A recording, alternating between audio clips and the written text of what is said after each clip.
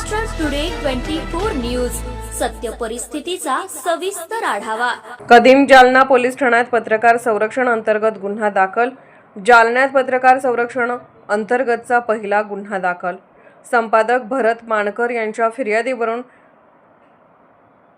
कंत्राटदार बागड यांच्यावर अखेर गुन्हा दाखल।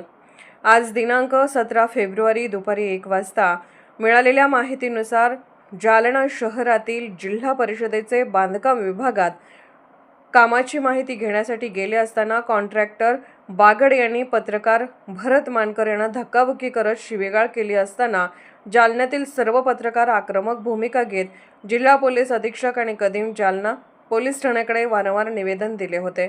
आज दिनांक 17 फेब्रुवारी सकाळी 11 वाजता पोलीस अधीक्षक कार्यालयासमोर धरणे आंदोलन करण्यासाठी निघाले असताना पोलिसांनी गुन्हा दाखल करून घेण्याचे आश्वासन दिले होते। कदीम जालना पोलीस ठाण्यात पत्रकार सुरक्षा अंतर्गत अखेर गुन्हा दाखल करण्यात आला आहे।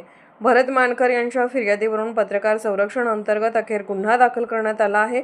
हा गुन्हा दाखल झाल्याबद्दल सर्व पत्रकारांना लढायला यश आले आहे। मित्रांचे सर्वप्रथम आभार, कारण सगळ्यांनी सकाळी 10 वाजेपासून वेळात वेळ काढून या गुन्हा दाखल करण्यासाठी वेळ दिला, त्याबद्दल सर्व पत्रकार मित्रांचे व प्रेस काउन्सिल ऑफ महाराष्ट्र याचे जिल्हाध्यक्ष दीपक शेळके आणि इंडियन जर्नलिस्ट असोसिएशनचे जिल्हाध्यक्ष आमिर खान आणि जिल्हा मराठी पत्रकार संघाचे अभय यादव या सगळ्यांनी सर्व संघटनांच्या पदाधिकाऱ्यांनी एकत्र येऊन हा गुन्हा नोंदवलेला आहे।